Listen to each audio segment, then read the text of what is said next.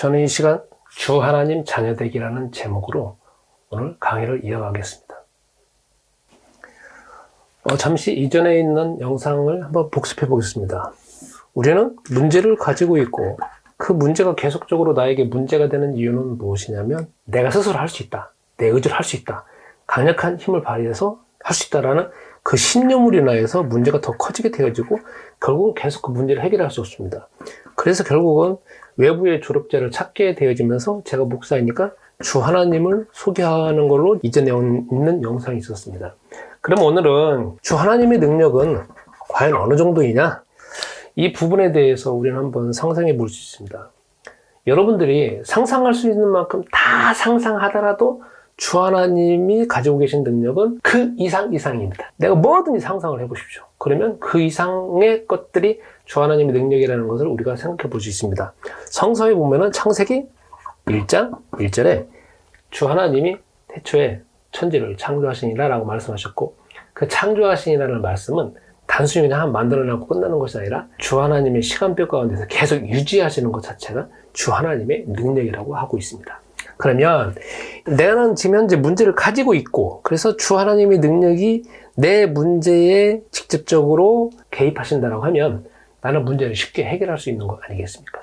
그러면 우리 이제 주 하나님의 도움을 요청해야 됩니다. 이거를 한 여러 형태로 이제 설명해 볼 수 있는데, 도움을 요청할 수도 있고, 친하게 지내기, 친구 되기, 좋은 이웃 되기, 좋은 관계로 이어지기, 아니면 축복받기, 또 반대적으로 보면은 벌받지 않기, 심판받지 않기, 이런 단어가 생각될 수 있습니다. 그러니까 주 하나님한테 내가 이러한 부분에 대해서 나에게 온다라고 하면은 나는 문제가 쉽게 해결될 수 있는 거 아니겠습니까? 그런데 이 많은 단어, 수만 가지 단어가 있겠죠. 이 모든 단어를 다 포괄할 수 있는 딱 한 개 단어가 있습니다. 그 홀인원같이 딱 하나로 해결할 수 있는 단어가 뭐냐면 자녀됩니다. 자녀만 되면 이 모든 것 자체가 저절로 따라옵니다. 자녀가 되면 내가 요구하든 요구하지 않든 이거 자체는 그냥 선천적으로 그냥 주어지게 되는 겁니다. 그러니까 얼마나 쉽습니까? 그래서 자녀 한 방으로 해결할 수 있습니다. 그런데 여러분들이 또 이렇게 생각할 수 있습니다. 나 하나님의 자녀인데? 나 여태까지 하나님한테 특별히 죄 지은 것도 없고, 그 다음에 내가 다른 사람한테 더 좋은 일도 많이 하고, 세상에 있는 법과 윤리도 잘 지키고 있었는데, 그럼 나 저절로 자녀된 거 아닌가? 라고 생각할 수 있습니다. 이거는 여러분과 내가 오해하는 부분입니다.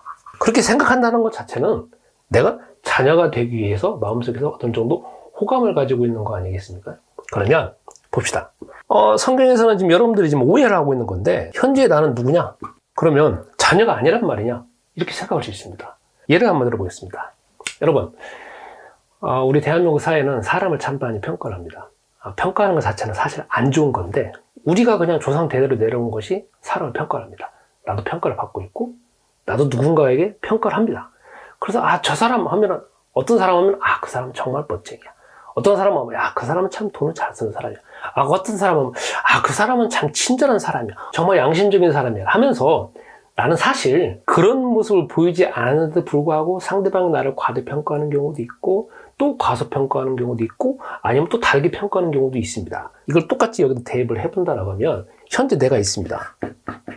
나는 여태까지 주 하나님에 대해서 아무런 관계도 없었는데, 주 하나님은 나를 보실 때 지금부터 조금 기분 나쁜 이야기일 겁니다.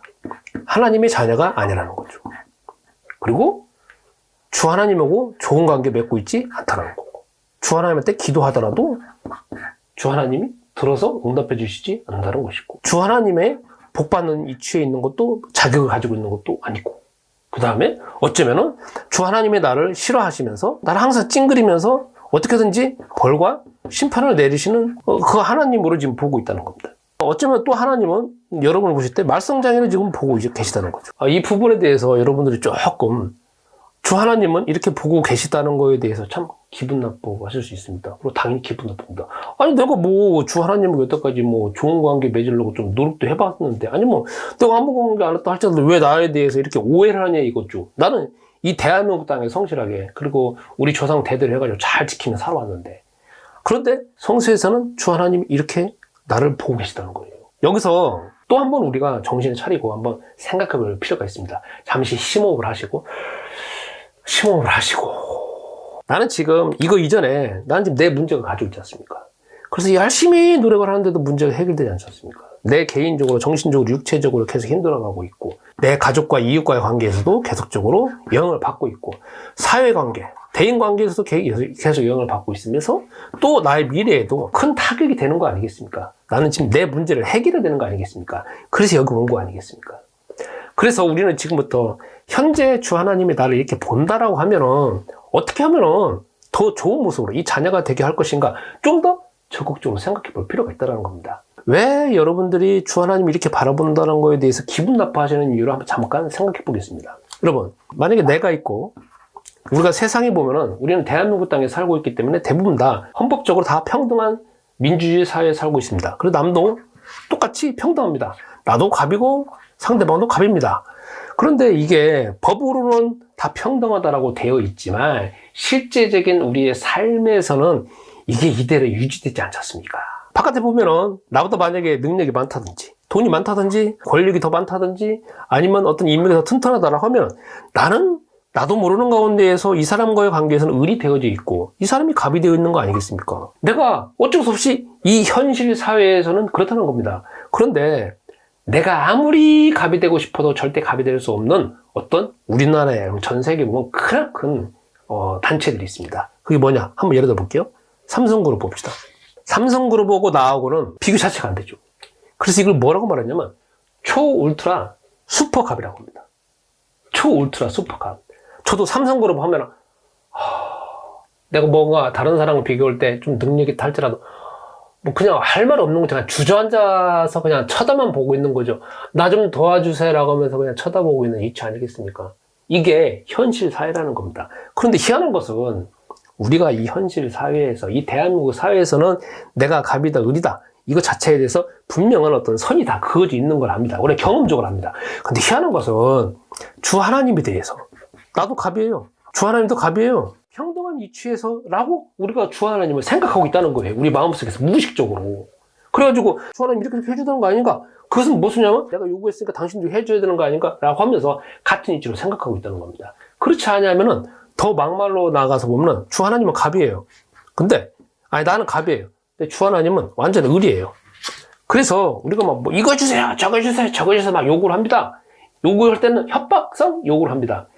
그럴 때 내 마음속을 다 잠깐 살펴본다라고 하면 주 하나님 마치 어린아이 같은 아무 힘도 없는 나약한 어떤 그분의 존재로서 있어가지고 네 해줄게요, 뭐 해줄까요? 이런 식으로 내가 주 하나님을 대하는 마음으로 이게 마음속에서 무의식적으로 가지고 있다는 겁니다. 그래서 결국은 주 하나님이 이렇게 바라본다라고 할 때 무엇이 뭐 그렇게 바라보냐라고 막 하면서 나가 막 들이밀고 있는 거 아니겠습니까? 막 들이밉니다.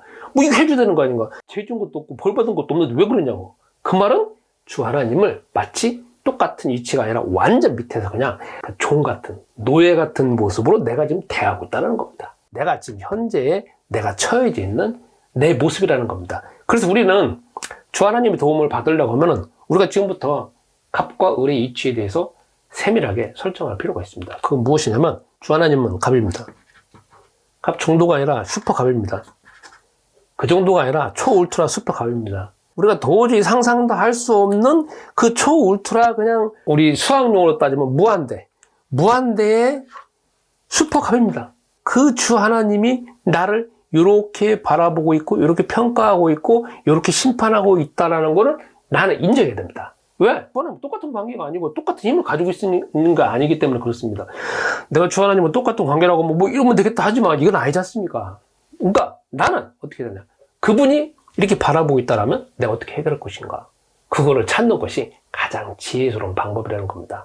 오늘은 내가 문제를 가지고 있는데 어떻게 해결할 것인가? 주 하나님을 통해서 해결하면 된다. 근데 주 하나님을 내가 현재 만날 수 없고 주 하나님 나를 이렇게 보고 계시다. 그럼 내가 초울트라 무한대 슈퍼갑인 주 하나님을 내가 어떻게 하면 주 하나님한테 잘 보이게 할 것인가? 내가 완전히 을이 되지 않는 한, 그리고 초라한 을이 되지 않는 한, 그런 마음가짐을 가지지 않는 한, 주 하나님의 자녀가 되어질 수 있도록 내가 요청하지 않는다. 그러니까 지금 결론적으로 나는 을이다.